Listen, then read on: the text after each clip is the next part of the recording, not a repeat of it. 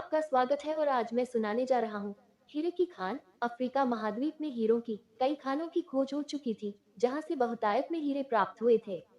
वहाँ के एक गांव में रहने वाला किसान अक्सर उन लोगों की कहानियां सुना करता था, जिन्होंने हीरो की खान खोजकर अच्छे पैसे कमाए और अमीर बन गए। वह भी हीरे की खान खोजकर अमीर बनना चाहता था। एक दिन अमीर बनने के सपने को साकार करने के लिए उसने अपना खेत बेच दिया और हीरो की खान की खोज में निकल पड़ा। अफ्रीका के लगभग सभी स्थान छान मारने के बाद भी उसे हीरो का कुछ पता नहीं चला।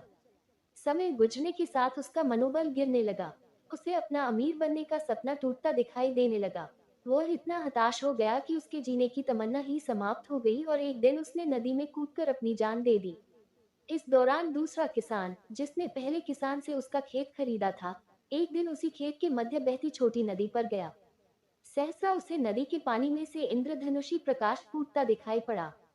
उसने ध्यान से देखा तो पाया कि नदी के किनारे एक पत्थर पर सूर्य की किरणें पड़ने से वह चमक रहा था। किसान ने झुककर वह पत्थर उठा लिया और घर ले आया। दोस्तों, वीडियो में आगे जाने से पहले चैनल को लाइक करें, सब्सक्राइब करें और बेल आइकॉन दबाना ना भूलें और कमेंट और शेयर करना ना भूलें। आगे की कहानी। वह एक खूबसूरत पत्थर था। उसने सोचा कि यह सजावट के काम आएगा और उसने उसे घर पर ही सजा लिया। कई दिनों तक वह पत्थर उसके घर पर सजा रहा। एक दिन उसके घर उसका एक मित्र आया। उसने जब वह पत्थर देखा तो हैरान रह गया। उसने किसान से पूछा, मित्र, तुम इस पत्थर की कीमत की जानते हो? किसान ने जवाब दिया, नहीं, मेरे ख्याल से ये हीरा है, शायद अब तक खोजे गए हीरो में सबसे बड़ा हीरा। मित्र बोला। किसान के लिए इस बात पर यकीन करना मुश्किल था। उसने अपने मित्र को बताया कि उसे यह पत्थर अपने खेत की नदी के किनारे मिला है। वहां ऐसे और भी पत्थर हो सकते हैं। दोनों खेत पहुंचे और वहां से कुछ पत्थर नमूने के तौर पर चुन लिए। फिर उन्हें जांच के लिए भेज दिया। जब जांच रिपोर्ट आई तो किसान के मित्र की बात सच निकली। वे पत्थर हीरे ही थे। उस खेत में हीरो का भंडार था। वह उस समय तक खोजी गई सबसे कीमती हीरे की खदान थी। उसका खदान का नाम किम्बले डायमंड माइंस है। दूसरा किसान उस खदान की वजह से मालामाल हो गया।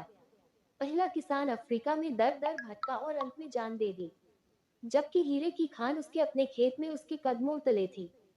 सीख मित्रों, इस कहानी में हीरे पहले किसान के कदमों तले ही थे, लेकिन वह उन्हें पहचान नहीं पाया और उनकी खोज में भटकता रहा। ठीक वैसे ही हम भी सफलता प्राप्ति के लिए अच्छे अवसरों की तलाश में भटकते रहते हैं। हम उन अवसरों को पहचान नहीं पाते या पहचान कर भी महत्व नहीं देते, जो हमारे आसपास ही छुपे रहते हैं। जीवन में सफल होना है तो आवश्यकता है बुद्धिमानी और परख से उन अवसरों को पहचानने की और धैर्य से अनवरत कार्य करने की।